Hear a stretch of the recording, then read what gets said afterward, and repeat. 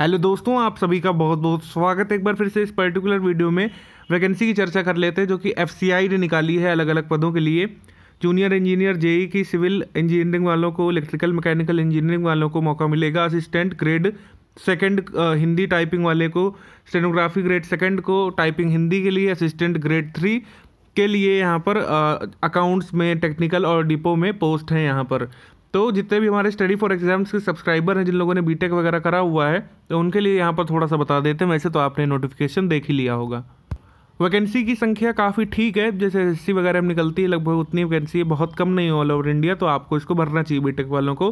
Zone wise यहाँ पर vacancy निकाली गई है। नॉर्थ जोन की अलग है, साउथ जोन की अलग है। तो अपने जोन वाइज यहाँ पर टेबल देख लीजिएगा। एज लिमिट कितनी होनी चाहिए? 1 जनवरी 2019 तक आपको जेई के लिए 28 होनी चाहिए, 28 होनी चाहिए। स्टेनो के लिए यहाँ पर 25 होनी चाहिए, और असिस्टेंट ग्रेड 2 स्टेनो के लिए 28, और टाइपिस्ट हिंदी के लिए 25। अलग अलग वैकेंसी यहाँ पर लिख रखी है इन्होंने, और ये सब आप देख लीजिएगा। AWS वगैरह को भी यहाँ पर शामिल करा गया है। साउथ जोन में भी इसी प्रकार से वैकेंसी है। ग्रेड पे यहाँ पर लिख रखा है इन्होंने, ग्रेड पे काफ़ी अच्छा है यहाँ पर, तो आपको इसको फिल करना चाहिए। इस जोन में भी है। तो ये कुल मिलाकर वैकेंसी की बात है। अब एलिजिबिलिटी वगैरह की बात कर लेते हैं, जिस पर ज़्यादा कन्फ्यूज़न बनी रहती है। 1 जनवरी 2019 तक अगर आपने इन सब क्वालिफिकेशन या एक्सपीरियंस को अचीव कर लिया है तो ही इसको फिल करिएगा। अपेयरिंग वालों को यहाँ पर मौका नहीं दिया जा रहा है, ठीक है।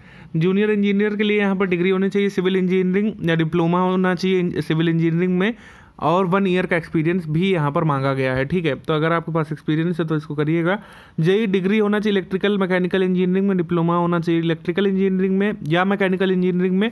आपका 1 वर्ष का जो है एक्सपीरियंस यहाँ पर होना चाहिए।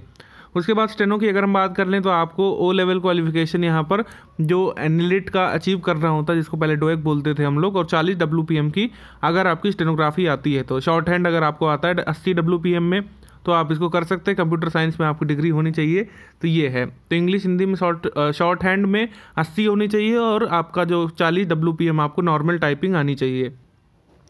असिस्टेंट ग्रेड 2 में क्या है, इसमें आपको रिकॉग्नाइज यूनिवर्सिटी से डिग्री होनी चाहिए। जो हिंदी आपका जो है मेन सब्जेक्ट होना चाहिए, क्योंकि हिंदी यहाँ पर रिक्वायर्ड है। प्रोफिशिएंसी आपकी इंग्लिश में होनी चाहिए, इसके लिए कोई डिग्री की ज़रूरत नहीं है। 1 ईयर का एक्सपीरियंस होना चाहिए। आप ट्रांसलेशन करते हो कहीं पर, किसी संस्था में 1 साल तक आपने ट्रांसलेशन का कार्य किया हो। और डिज़ायरेबल यानी कि जो आपको वरीयता दिलाएगा वो है अगर आपने पोस्ट ग्रेजुएशन करा है हिंदी में। तो टाइपिस्ट के लिए ग्रेजुएट या इक्विवेलेंट माना गया है, तो कह सकते हैं आप हिंदी टाइपिस्ट वाले। अगर बीटेक नहीं भी है, आपके पास स्पेशल क्वालिफिकेशन नहीं भी है, तब भी आप इसको अप्लाई कर सकते हैं। रिक्वायर्ड क्या है कि आप ग्रेजुएट हो और आपको 30 WPM में हिंदी की टाइपिंग करना आता हो। टाइपिस्ट की भी अच्छी खासी पोस्ट है, हर जोन में 100 तो है ही है, तो आप इसको भर सकते हैं। और असिस्टेंट ग्रेड 3 के लिए यहाँ पर किसी भी आपको ग्रेजुएट होना चाहिए किसी भी डिग्री के साथ आपको, और आपको कंप्यूटर वगैरह आना चाहिए। प्रोफिशिएंसी यहाँ पर रिक्वायर्ड है। असिस्टेंट ग्रेड 3 में क्या है, अकाउंट्स के लिए आपको यहाँ पर कॉमर्स से आपका स्पेशलाइजेशन होना चाहिए, आपने बीकॉम वगैरह करा हो। असिस्टेंट ग्रेड 3 टेक्निकल में क्या है, आपको BSc होना, मतलब एग्रीकल्चर में BSc मांगा गया है, और रिक्वायर्ड क्वालिफिकेशन यहाँ पर मांगी गई है। मतलब जूलॉजी, बॉटनी, जो नॉर्मल आपके बायोलॉजी वाले सब्जेक्ट होते हैं, अगर आपने उससे ग्रेजुएशन करा हुआ है तो आप असिस्टेंट ग्रेड 3 टेक्निकल वाले के लिए जा सकते हैं। हालांकि इनकी पोस्ट काफ़ी कम है। एक चीज़ यहाँ पर समझ लीजिएगा कि आप मल्टीपल पोस्ट के लिए अप्लाई नहीं कर सकते हैं। आपको एक ही पोस्ट के लिए अप्लाई करना होगा। या तो आप इंजीनियर के लिए करें, या तो टाइपिस्ट के लिए करें, या तो असिस्टेंट ग्रेड 2 या सेकंड के लिए करें, या थर्ड के लिए करें। और एक जोन से एक ही फॉर्म आप भर सकते हैं। अगर आप 2 भरते हैं तो आपका रिजेक्ट कर दिया जाएगा। मोड ऑफ एप्लीकेशन ऑनलाइन है यहाँ पर बताया गया है, और रिलेवेंट एक्सपीरियंस आपको गेन कर लेना चाहिए 1 जनवरी 2019 तक, तभी आप इसको फिल करिएगा। अच्छा, यहाँ पर प्री मेंस का हिसाब किताब है। फेज़ 1 और फेज़ 2 में एग्जाम यहाँ पर कंडक्ट होगा, यहाँ पर लिख रखा है इन्होंने, ठीक है। तो जो फेज़ 1 का एग्जाम है वो नॉर्मल एग्जाम होगा, जैसे रीजनिंग एप्टीट्यूड और आपसे न्यूमेरिकल एप्टीट्यूड, इंग्लिश लैंग्वेज, ये सारे विषय रखे जाते हैं किसी भी प्री में भारत में। अगर आप एक क्लर्क बनना चाहते हैं तो उसी प्रकार से यहाँ पे इंग्लिश लैंग्वेज का होगा, रीजनिंग का होगा, न्यूमेरिकल एप्टीट्यूड का होगा। कुल मिला के 100 क्वेश्चन, और टाइम होगा 1 घंटे का। तो ये एक नॉर्मल सा टेस्ट करेंगे आपको, जैसे SSC प्री वगैरह होते हैं, IBPS का प्री होता है, उस हिसाब से है यहाँ पर, ठीक है। और फेज़ सेकंड इन्होंने लिख रखा है। फेज़ सेकंड में ये 2 पेपर लेने वाले हैं। फर्स्ट पेपर होगा, ये पेपर फर्स्ट है, ये अलग अलग पोस्ट के लिए है, पोस्ट कोड के लिए अलग अलग है, ठीक है। तो जो आप क्वालिफाई करेंगे अपने रिस्पेक्टिव पोस्ट के लिए, तो आप पेपर देंगे। सेकंड पेपर 1 और 2 ये जूनियर इंजीनियर के लिए, जूनियर इलेक्ट्रिकल मैकेनिकल इंजीनियरिंग वालों के लिए अलग अलग है, ठीक है। तो इसमें अभी नहीं बताया गया है कि क्या एग्ज़ाम होगा, ठीक है। फाइनल मेरिट बनेगी सेकेंड फेज़ के आधार पर, ठीक है।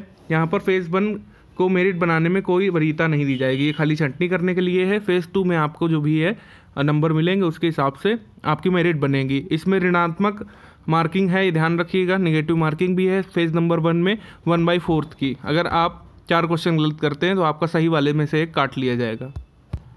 अच्छा, पेपर 1 में इन्होंने सिलेबस भी दे रखा है, क्या क्या आएगा। जो नॉर्मल चीज़ें, English language, computer proficiency, general awareness, current affairs, data analysis, data interpretation, यानी कि कुल मिला के मैं सिलेबस को पढ़ करके थोड़ा अंदाजा लगा रहा हूँ कि थोड़ा सा बैंक एसएससी लेवल की तरफ जाता हुआ आपका ये एमसीक्यू फॉर्मेट में क्वेश्चन बनेगा। उसके बाद इन्होंने सब डिटेल में लिख रखा है कि अलग अलग पोस्ट कोड के लिए आप क्या क्या पेपर देंगे और उनका सिलेबस क्या क्या रहने वाला है, ठीक है। तो ये सब आप लोग पढ़ लीजिएगा, ये बहुत डिटेल में उन्हीं लोगों को समझ में आएगा जिन लोगों ने ग्रेजुएशन वगैरह करा हुआ है अपने अपने रिस्पेक्टिव स्ट्रीम से। तो मैं शेयर कर दूंगा पीडीएफ अपने टेलीग्राम ग्रुप में, आप वहाँ से इसको एक्सेस कर लीजिएगा, ठीक है। और कोई अगर समस्या है तो हमको बताइएगा कमेंट सेक्शन में लिख करके, हम उसका समाधान करने का प्रयास करेंगे। इन्होंने अपने नोटिफिकेशन में डिटेल डाल रखा है कि अगर आप किस स्टेट से तो आपको कौन सा सेंटर मिलेगा, तो उसके बारे में भी पूरी यहाँ पर क्लैरिटी रहेगी। जैसे आप उत्तर प्रदेश से हैं अगर बाई चांस, तो आपको ग्रेटर नोएडा, मुजफ्फरनगर, गाजियाबाद, गोरखपुर, झांसी, कानपुर, लखनऊ, मेरठ, मुरादाबाद, नोएडा, वाराणसी, आगरा, अलीगढ़ में सेंटर मिल जाएगा।